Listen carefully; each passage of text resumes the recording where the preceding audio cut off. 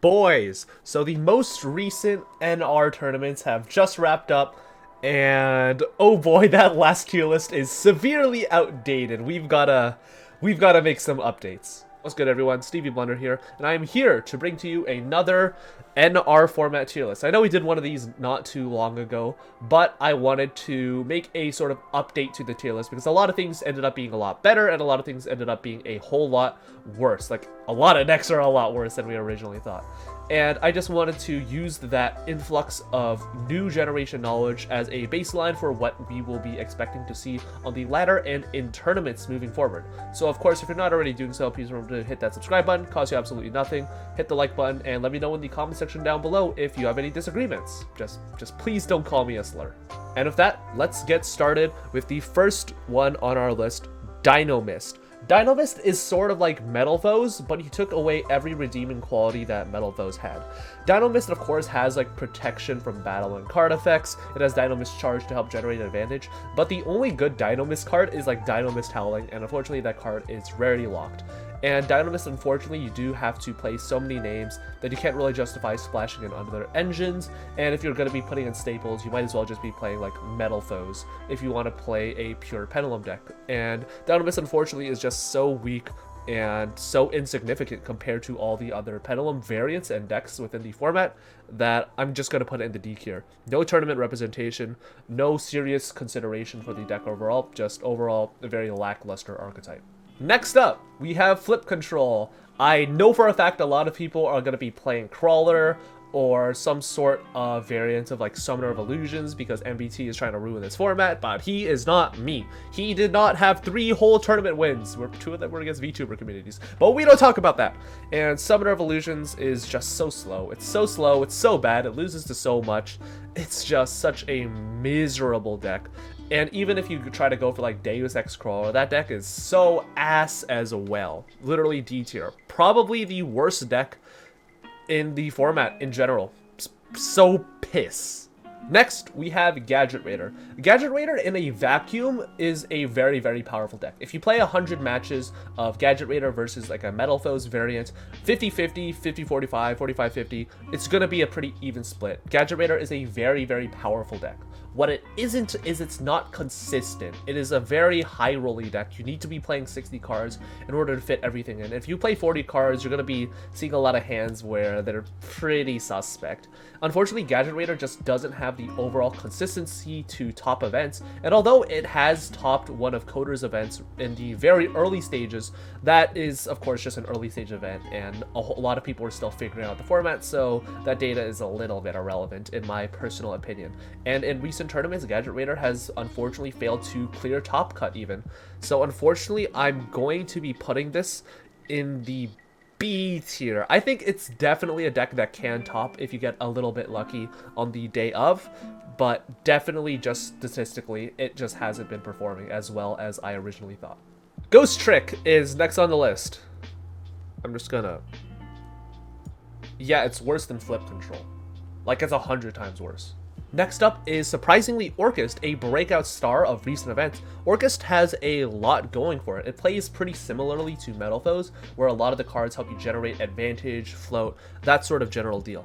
The main problem with Orchest is there is no payoff. The number one payoff is Orchestrion, and although that monster has a ton of protection from battle, card effects, that sort of deal, unfortunately requires so much investment and is only good going second that Orchest just fails as a going first deck. And even if you do go first, you're making a board that's extremely inferior to boards that are just basically setting double counter and like set a Bismugear pass. Unfortunately, Orchest, although I do think it does have the potential to be a little bit better, I'm going to put it in the C tier. It's definitely better than these because it has seen much better tournament results and representation compared to everything below here, but I just don't think it has the legs in order for it to stand on the same level as something like Generator or any of the other decks that are going to be in B, A, or S tier. It's just a little too weak, a little too lackluster, and yeah, in my opinion, just not that great. Next up, unfortunately, a deck that was slaughtered by the recent FNL list for the NR event. We have Paleo Spiral. You could also call this Paleo Spiral Ballpark. They're basically just two sides of the same coin. Unfortunately, this deck is just so bad. It is just not a great deck.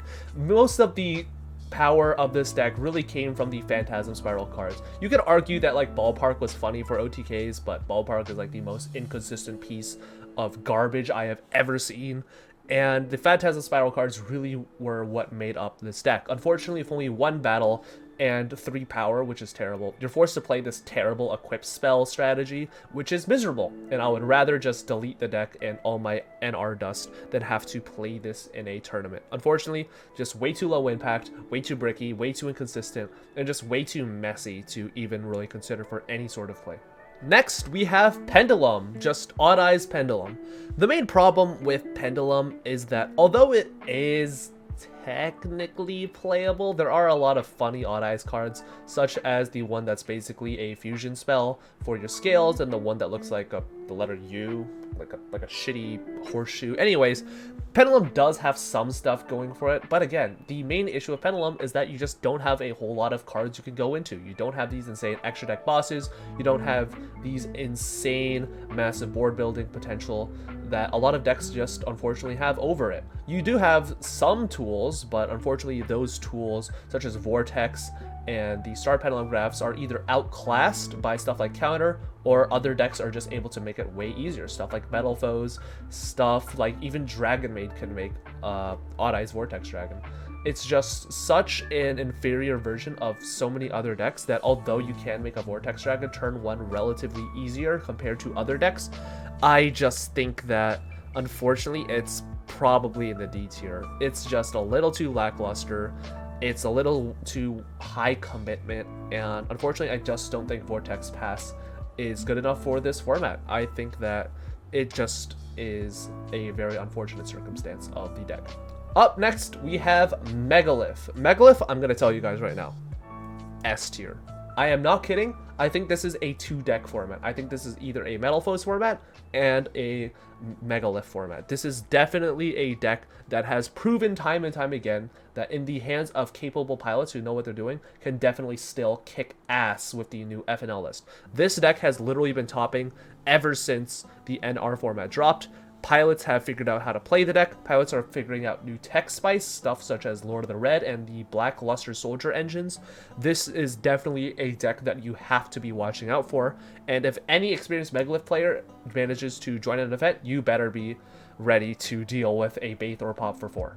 Next up, we have Plant Spam. This has a lot of different variants. You could call it Plant XEs, you could call it Plant Synchro, but this is sort of the plant archetype as a whole, and honestly, it's not miserable. I'm going to put this in C tier alongside Orchest. It has a lot better boss monsters that you're able to go into. You're able to go into stuff like Queen of Thorns, which is honestly pretty relevant.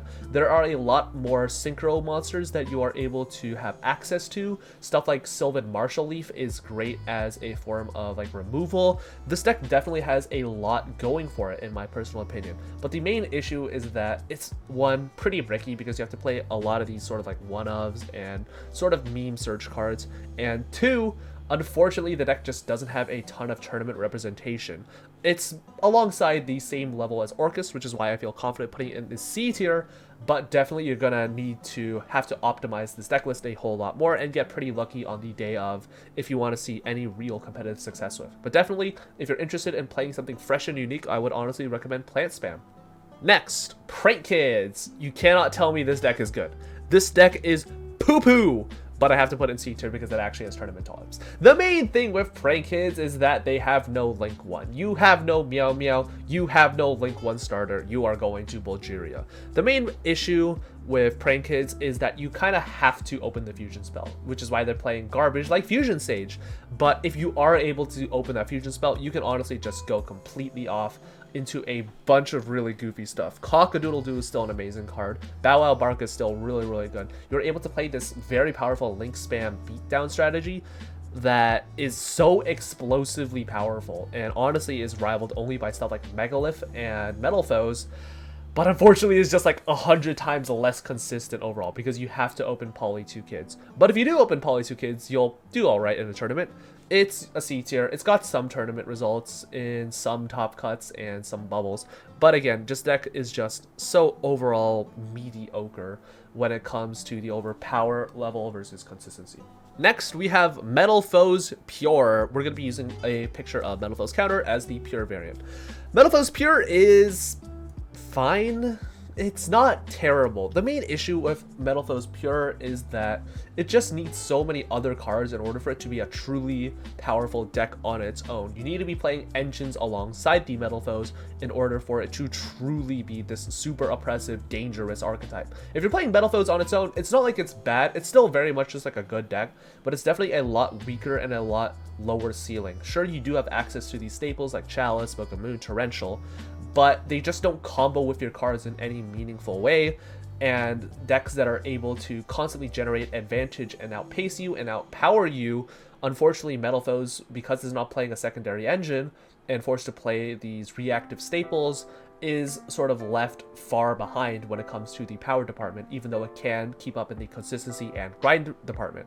It can definitely still top. It is still Metal Foes after all. It is one of the premier decks of the format, but Pure is just, without a doubt, one of the less powerful, if not the least powerful variants of the deck.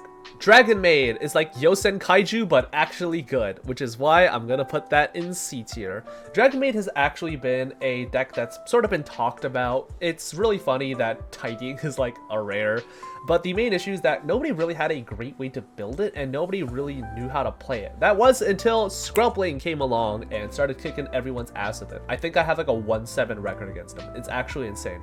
Dragon Maid is sort of like Yosenkaiju, where you're basically just hoping to build a ton of advantage while playing a bunch of good stuff staple cards. It's one of those few like just good stuff pile decks that is actually good, and Dragon Maid has amazing grind potential. It is without a doubt, once it gets the ball rolling, the best grind deck in the format. The main issue is that it does suffer from some consistency issues, and your turn 1 boards are overall pretty weak, but in my opinion, once this deck starts seeing a lot more tournament results, I will honestly consider it for an easy B tier, if not an A tier. But unfortunately right now, just because of a lack of overall tournament results, I'm going to put it in the C tier.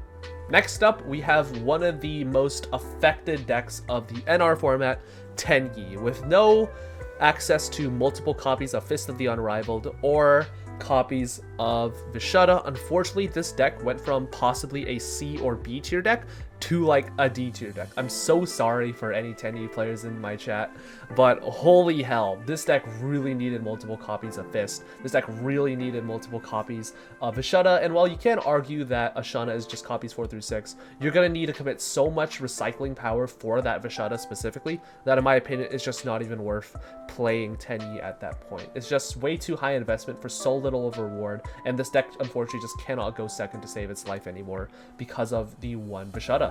Unfortunately, I'm gonna put it in D tier. Next up, we have TG. I think that's Bruno.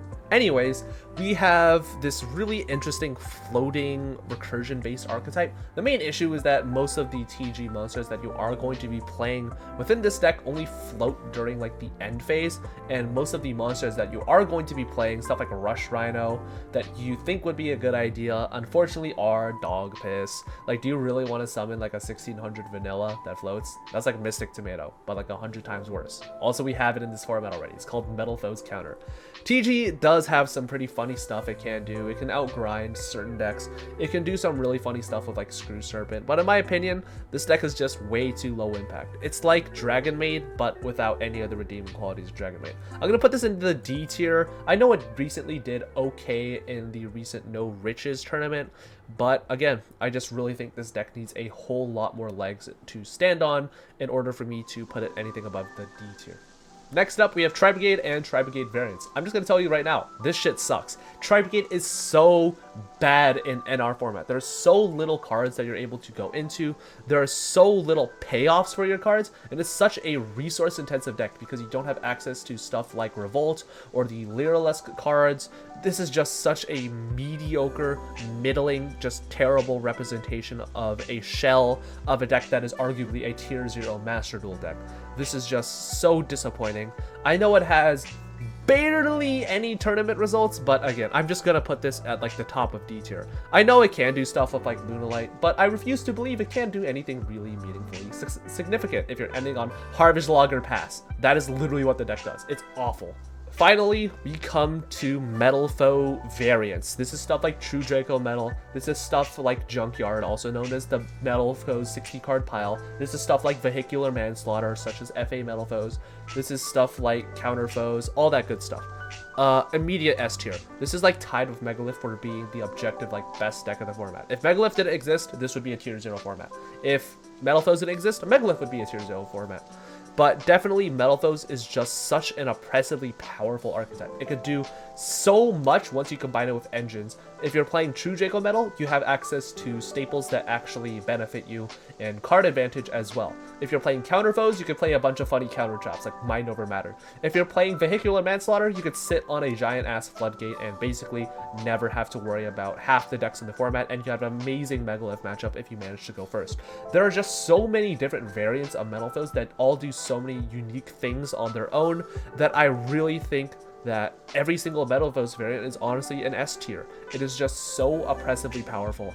It does so much, and it is only matched by Megalith in terms of its representation and power level. Just that good. And finally, a deck that I have ranked way too high last time, Yosenkaiju. Yosenkaiju, I originally claimed to be the best anti-meta deck there was, and although I still kind of stand by that, unfortunately, I just don't really agree with it anymore. In theory, if Yosenkaiju plays against nothing but like a Megalith and Metal Foes and opens broken every single time, it will always win that matchup. But in practice, over the course of a ton of events, we never really saw Yosenkaiju clear anything above an top 8 finish. Unfortunately, Yosenkaiju is just way too low impact. It has way too little good matchups where it loses to like anything that's not specifically these two decks. It just unfortunately suffers due to the problem of it just being a pretty lackluster archetype. And although the removal options that it does play, stuff like the Kaijus are really funny, and Yosenkaiju 1 can obviously just recycle those Kaijus over and over again, and it's really funny. Unfortunately, Yosenkaiju is just such a weak and middling archetype overall against the vast majority of matchups within the format. So honestly, from an A tier spot, I'm going to put this in D tier.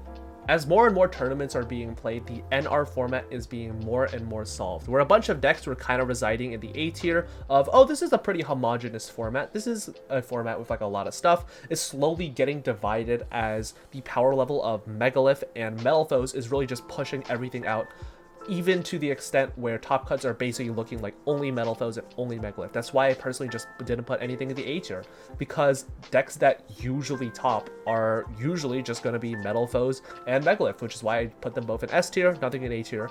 And a lot of decks that could have the potential to see competitive play that unfortunately suffer from slight issues, such as Metal Foes Pure, Gadget Raider, Prank Kid, Dragon Maid, unfortunately are just completely shut out by these decks, which is why they are only in like the B and C tier. But overall, I think this format, although it's being solved, still has a lot more room for experimentation and a lot more Metal Foes variants. Like a lot more Metal Foes variants. I'm working on like Metal Foes Yangzing right now.